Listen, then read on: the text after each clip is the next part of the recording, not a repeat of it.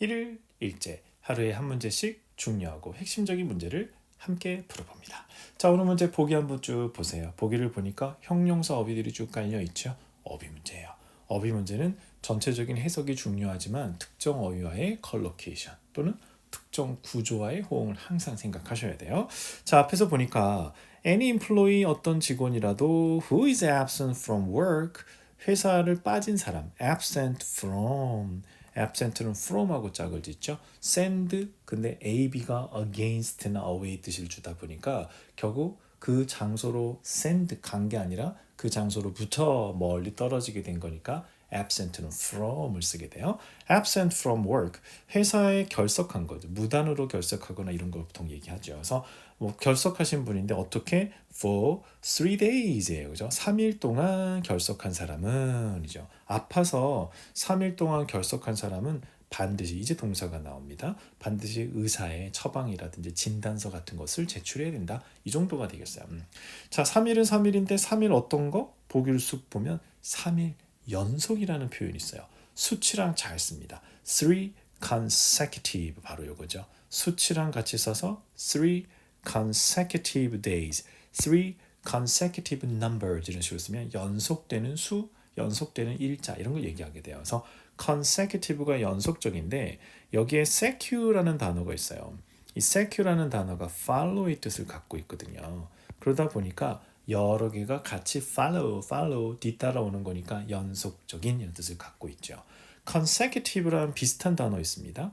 우리가 잘 아는 단어 중에 successive라는 애가 있어요. succeed가 원래 이어가다 계승하다기 때문에 여러 이어지는 에서 successive란 단어 있죠. 그래서 successive, 3 successive days, 3 consecutive days 또는 3 straight도 뭐 연속이니까 그죠? 그런 표현이 되겠습니다.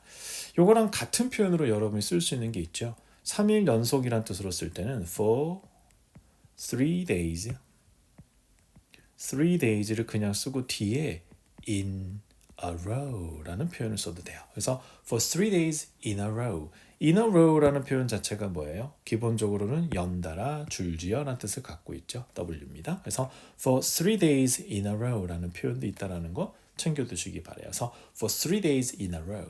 for 3 days in a row 하면은 3일 연속으로라는 표현이니까 뭐 같은 표현으로 정리해 두시면 되겠습니다. 그래서 for 3 days in a row. 그래서 for 3 days in a row 또는 for 3 consecutive days죠. 오늘 이 표현 한번 입 붙여볼까요? 같이 해보죠. 3일 연속입니다. for 3 days for 3 consecutive days. 한 번 더요. for 3 consecutive days. 한 번 더. for 3 consecutive days. 같은 건 뭐 있어요? for 3 successive days. for 3 successive days. 똑같은 표현 있죠? for 3 days in a row. for 3 days in a row. 그래서 3 days in a row, 5 years in a row 이런 표현, in a row라는 표현도 한번 챙겨두시면 되겠습니다.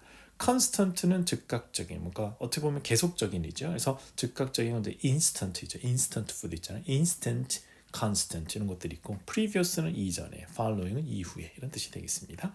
consecutive days, 3 consecutive days 한번 챙겨두시면 좋겠습니다. 오늘 1일 일제였습니다.